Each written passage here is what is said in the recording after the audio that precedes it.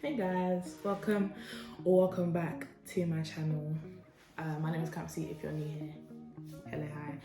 I'm just getting home from a long 2 weeks as a spring intern. I'm not gonna tell you guys where I worked because we had long conversations about compliance at those companies. So I'm not gonna give you insight into like what I actually did, what they told me. Sorry. I'm not trying to get a letter or a knock on the door from the police telling me that I'm due to court or due to go to court for any kind of compliance issue. I'm gonna obey the rules, but I thought I would actually come here and share some things I've learned as a corporate babe in the past 2 weeks while it's still fresh in my mind. I did have the most amazing 2 weeks. And if you're watching this as a first year, like in the future, and you're watching this around October time, please endeavor to get a spring week. Like if you're in year 13 going into university and you want to get into like a corporate career, please do everything that you can to get a spring week. I don't mind making a video about like the whole process, applications, what I did, because by the grace of God, I secured not one but two. But I just thought I'd share some of the advice I learned that are not like specific to the banks and like what you can learn. Do you know what I mean? So without further ado, I'm gonna get into this video. It's not gonna be too long. I'm gonna kind of fire away at you in order to keep it funky and fresh. Yeah, so let's get into it. These are gonna be like general pieces of advice that you can apply to your life now. The younger you do it, the better. It's never too late, by the way, but the younger you do it, the better, because it's just really important. So the first thing I'd say is don't put yourself in a box. Keep an open mind and be willing to learn. That's the very first thing they said to us, like on the first day, because a lot of people went into the industry like, okay, I want to go one way with my career. I know this is definitely what I want, and so I'm going to do what I want to do to get there. And even by the end of the program, some of them, their minds did not change. They were still very much focused on one career. But as for me, I went into it like, I don't know what I want to do. And now I've kind of come out of the program like, okay, I have an idea of something that I'm interested in, that I've been exposed to over the past week. Now I can kind of look into that career a bit more. But career aside, like keep an open mind with things. You never know how much you're gonna enjoy something because you've not been exposed to that knowledge. Allow yourself to be exposed to the knowledge fully and then make a more informed decision. The second thing I say, I'm just gonna keep it short. Like I feel like there's enough information online. There have been enough studies to prove that this is just a good thing to do. Just wake up early.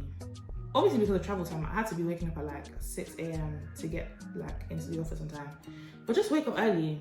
It's nice and it's good for you and you have more hours in your day. I'm not gonna sit here and explain the benefits of waking up early because there are studies that can do that, but please wake up early. It's actually good for you.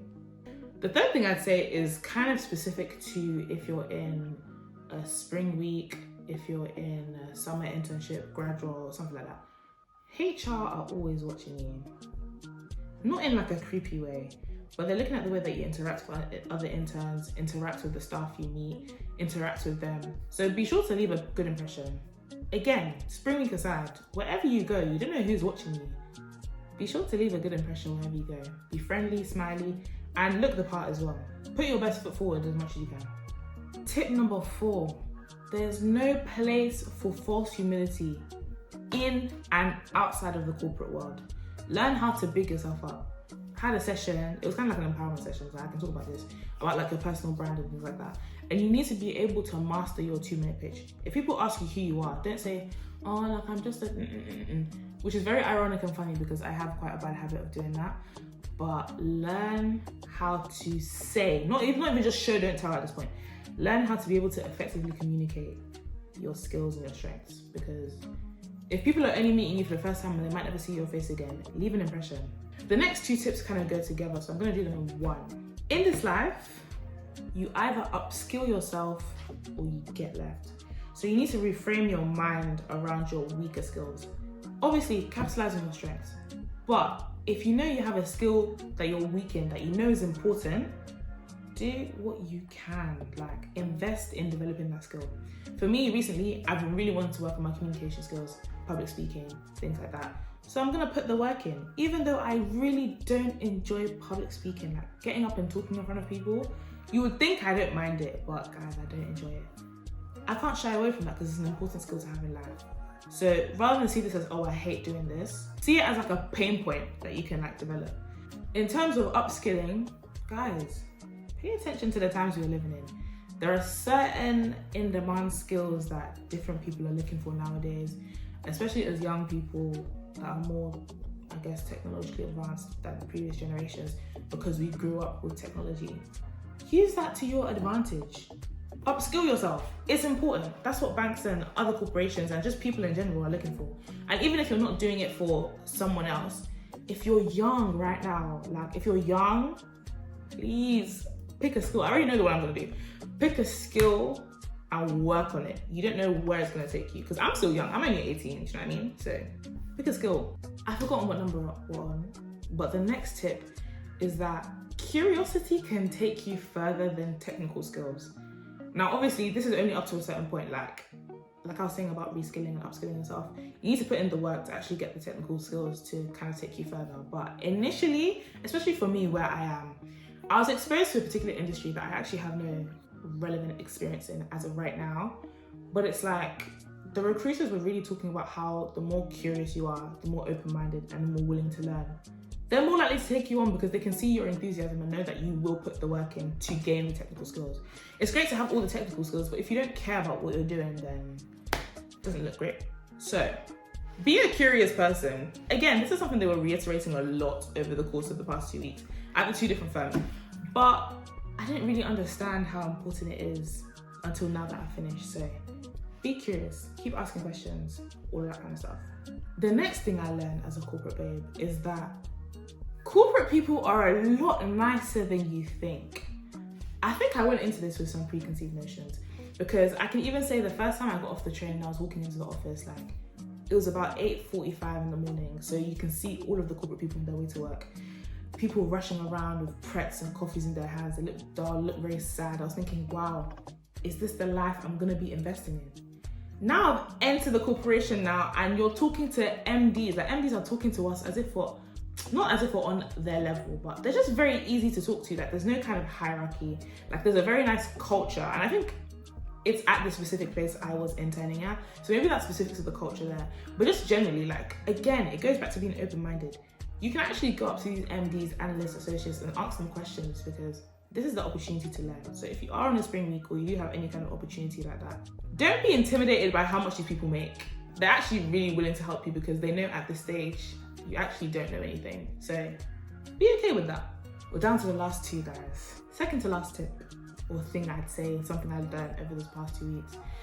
LinkedIn is the superior social media. I don't know if I'd even call it a social media. I mean, it is a social networking website app. And maybe it's because I've not been on other social media for a while, but I enjoy LinkedIn. LinkedIn used to be a pressure place for me. I used to open it and think, oh, this is just where people brag about opportunities and things that they've done.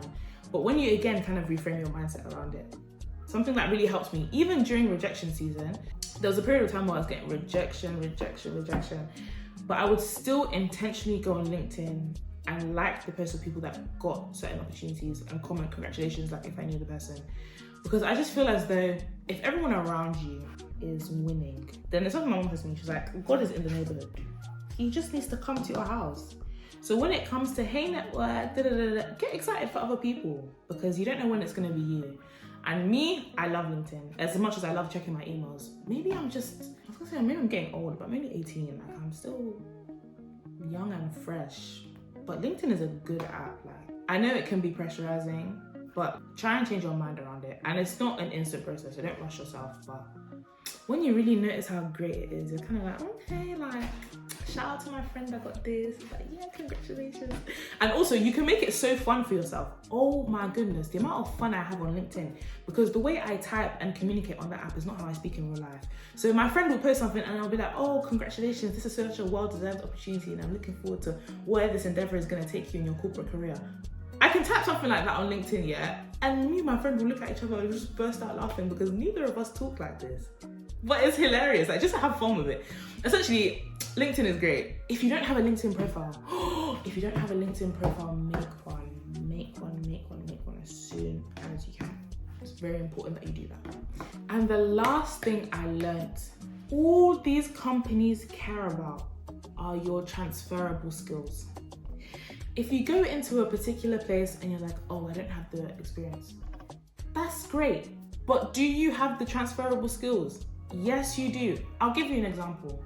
I must have did an interview where the guy asked me something along the lines of like, it was a competency question. So it was, tell me a time where you've had to deal with like a high pressure environment.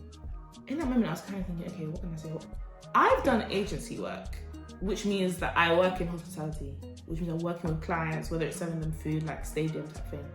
Obviously, I'm thinking, I'm talking to a corporate person. How am I going to tell them that I had to pour lots of drinks in a high pressure environment? Obviously, I concocted the story in a way that made it sound a bit more appropriate for the workplace, but it was a true story. And his response to me, I will never forget it. He said to me, I've never heard someone make pouring beer such an interesting experience or an interesting story in my life. And I got onto that spring week. This is not me bragging. This is me telling you that there is no experience that is wasted in your life. Like, there is something that you can draw from everything that you've done, even if you think it's not relevant. I have my hospitality work on my CV because I work in a high pressure environment, lots of clients, client facing, communication is tested, time management is tested, organization of space is tested.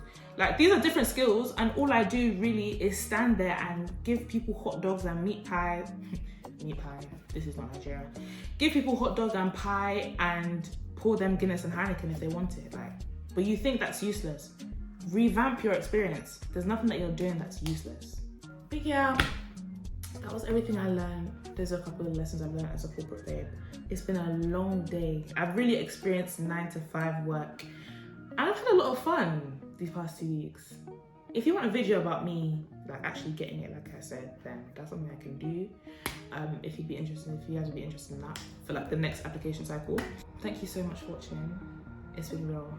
It's been me. It's been great. Make sure you like, comment, and subscribe, and share. Share any other tips that you learn in corporate experience. I have a couple of corporate friends. Thank you guys so much for watching, and I'll see you in the next video. Bye.